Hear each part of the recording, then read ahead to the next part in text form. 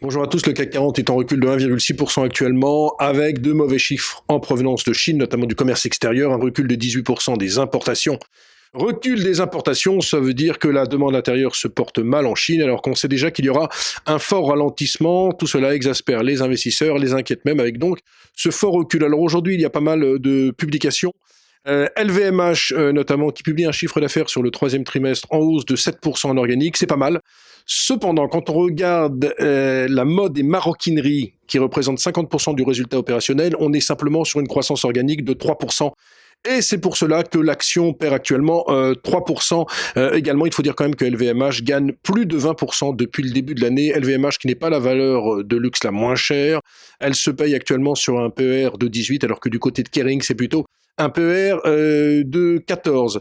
Pas tellement de réaction des investisseurs au vaste plan d'investissement d'ADP, Aéroport de Paris, sur 2020, avec 4,6 milliards d'euros qui devraient être investis.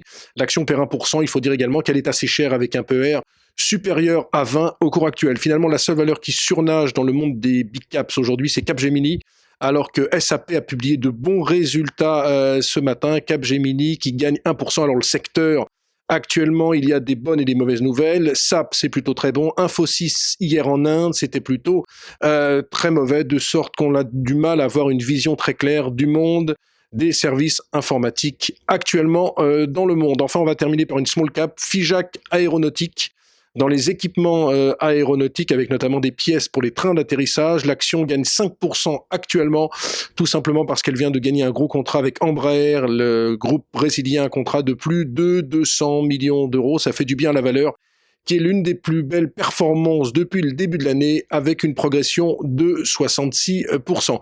Donc en conclusion, un CAC 40 assez fébrile sur fond de déception concernant le commerce extérieur chinois, notamment ce fort recul des importations. Très bonne journée à tous.